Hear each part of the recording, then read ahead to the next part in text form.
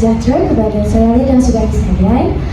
Yang dihormati Puan Fatimah binti Bakar selaku pensyarah bagi subjek wacana bahasa Melayu dan Akademik UPM 3252. Berdiri saya di sini untuk menerangkan pengucapan awam berdasarkan salah satu rujukan yang saya perolehi.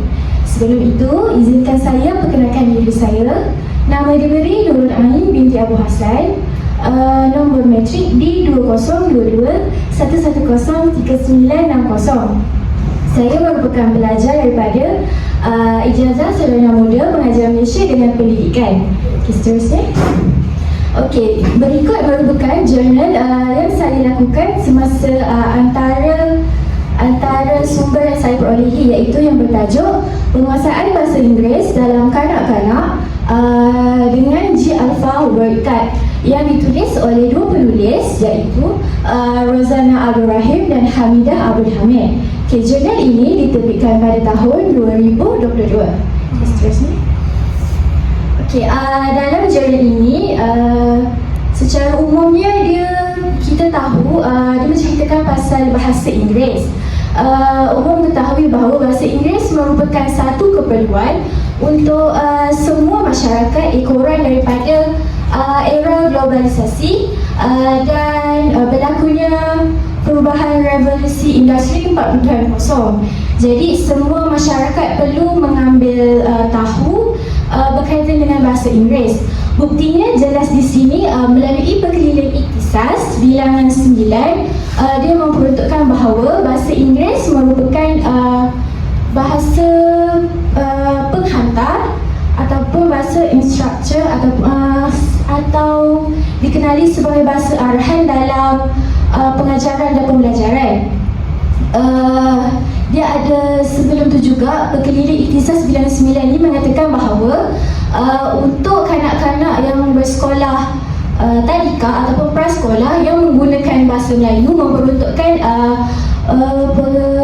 jam kredit ataupun bahasa Inggeris yang dipelajari itu mestilah 600 minit bersamaan 10 jam dalam satu minggu. Ataupun kalau untuk tadika yang menggunakan bahasa penghantarnya bahasa Inggeris 600 minit bersamaan 6 jam. Okey, oleh itu pembelajaran bahasa Inggeris ini secara formalnya telah diperkenalkan secara peringkat prasekolah. Seterusnya. Okay. Objektif kajian yang saya dapat daripada jurnal ini adalah untuk meningkatkan kemahiran menyebut dan mengenal maksud bahasa Inggeris itu sendiri. Okay, metodologi kajian pula berbentuk kualitatif, iaitu kaedah pemerhatian belajar sambil bermain. Okey, antara faktor yang saya jumpa dalam jurnal ini adalah persekitaran sosial. Okey, apa yang dimaksudkan dengan persekitaran sosial ini adalah dalam rumah itu sendiri segelintir ibu bapa mempunyai tahap kualiti pendidikan yang rendah. Jadi kebanyakannya tidak menggunakan bahasa Inggeris dalam komunikasi di kelas. Okey, yang kedua adalah tidak dikuasai oleh guru yang bukan bidang bahasa Inggeris.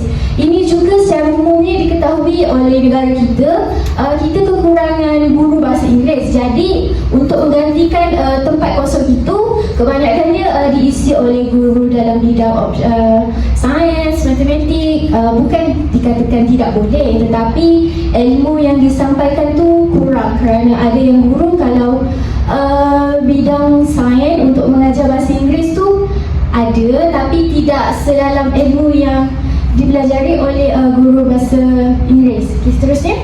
Okey, langkah untuk mengatasi kelemahan penggunaannya adalah inilah melalui kaedah bermain. Okey, berikut merupakan lampiran yang saya lampirkan. 5 orang pelajar ini menunjukkan keberkesanan dalam WordCard G Alpha. Okey, kesan antara kelemahan penggunaan bahasa Inggeris salah satunya adalah pengajaran dan pembelajaran yang bosan.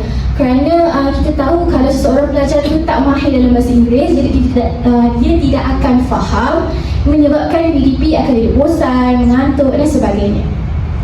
Okey, untuk rumusan dalam jurnal ini, saya boleh nampak penggunaan G Alpha WordCard meningkatkan penguasaan kosakata, sekaligus dia dapat mempercepatkan proses pembelajaran dan pengajaran. pelajaran kerana guru-guru dapat beralih ke silibus yang seterusnya kalau murid-murid dapat menguasainya.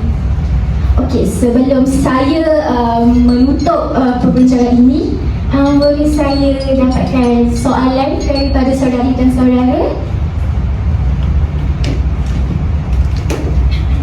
Jika ada, sila angkat tangan. Ya, silakan. Adakah penggunaan G alpha workout ini berkesan kepada pelajar? Okey, terima kasih saudari. Okey, berdasarkan lampiran yang tadi saya lampirkan, menunjukkan lampiran tadi tu berkesanlah kalau penggunaan G alpha workout ni, sebab kita dapat dapat tengok penggunaan gambar dengan perkataan. Jadi murid-murid tu dapat bezakan perkataan ni, gambar ni untuk perkataan apa. Okey, saya rasa itu saja soalannya. Sekian, terima kasih daripada saya.